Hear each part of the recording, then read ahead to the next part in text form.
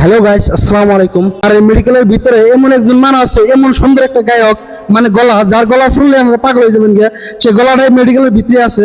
এই যে আমি ডাক্তার বেন একটা মশাই, আসসালামু আলাইকুম। ভালো আছেন না? ঠিক আছে, আউন পাগল চাউন। এমন গলা আমরা শুনে তো পাগল হয়ে যাবেন গিয়া, দেওয়ানা পাগল।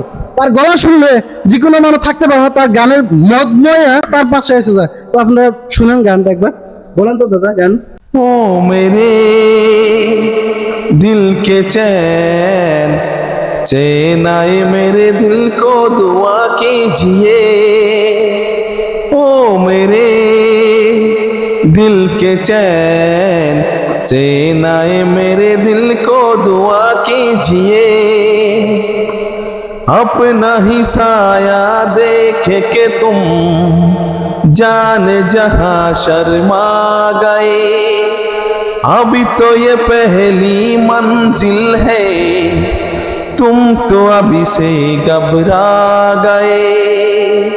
मेरा क्या होगा सो तो जरा, आए ऐसे न आहे बरा कीजिए।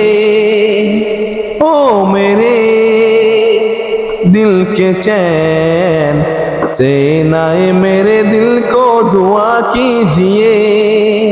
आपका अरमान आपका नाम मेरा तराना और नहीं, इन झुकती पलक के सिवा दिल का ठिकाना और नहीं। सोचता ही नहीं आंखों में कोई, दिल तुमको ही सो तो क्या कीजिए।